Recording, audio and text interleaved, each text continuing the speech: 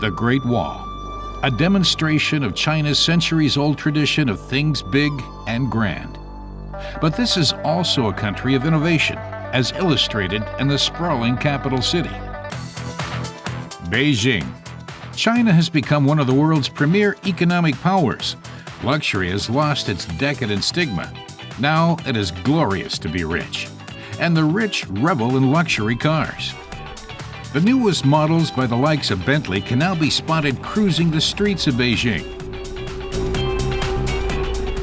Our car reviewer Mata says the Flying Spur is of course a British car, but he's got a good reason for coming to China to test drive it. Well, basically this is the successor for the Flying Spur, and what we found with the first car was it was extremely popular in China.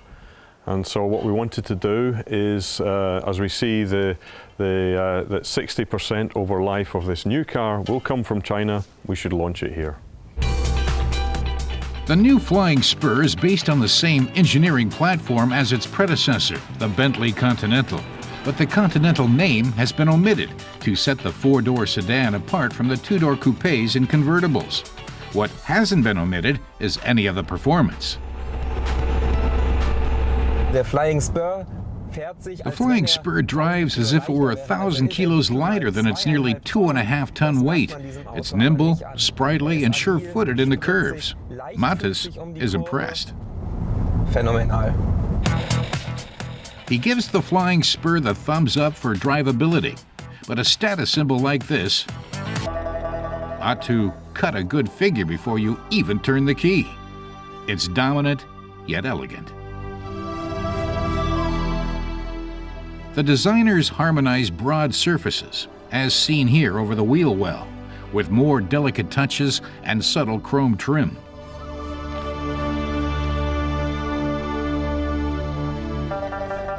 There's Bentley's trademark chrome brass mesh grille. And of course, LED daytime running lamps. Measuring nearly 5 meters in length, it's another 5 centimeters longer than a Mercedes S-Class long version. The majestic rear has surprisingly plain LED tail lamps.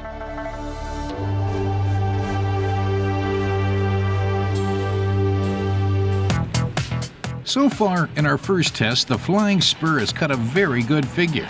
Its maximum speed of 320 kilometers per hour makes it one of the fastest cars in volume production, even if the owner's manual doesn't reveal where anyone could drive that speed. Still, it's reassuring to know we could if we wanted to.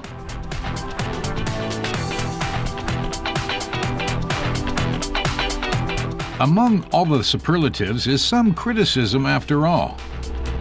Matas has one, albeit minor, gripe. The shift paddle is far too big. It's a lever mounted on the steering column, so every time he wants to use the turn signals, he has to take care not to bump the shift lever. Das muss doch nicht sein. But that's his only complaint. The cabin is what we might expect from a Bentley. Hand-worked leather on the seats and dashboard give it that touch of class.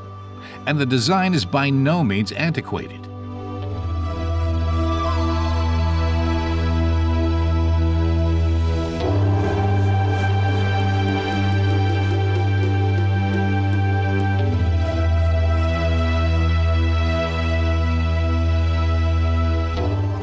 Power rear seats can be taken for granted in this class. A handheld touchscreen remote operates the 4-zone climate control. The fold-down tables are also par for the course.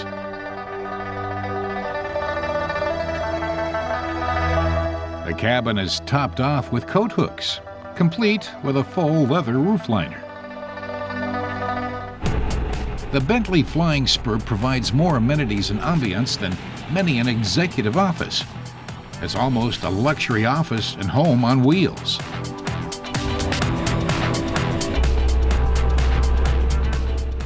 The 6-liter 12-cylinder twin-turbo engine is an improved version of the Continental's powerhouse.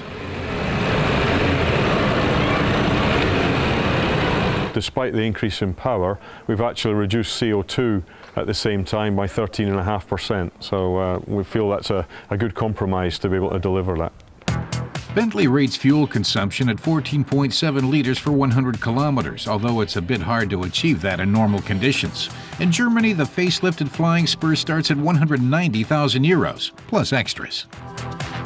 Mattes ends by asking whether the Flying Spur might not be cutting into the sales of Bentley's own Muslanne model. Aside from the Muslanne's somewhat more spacious rear seats, the Flying Spur is much the same car. It costs less, and as the Muslanne is a few years older now, of course, it's the more cutting edge of the two. Und es ist natürlich das modernere Fahrzeug, denn der Muslanne ist ja schließlich schon ein paar Jahre alt.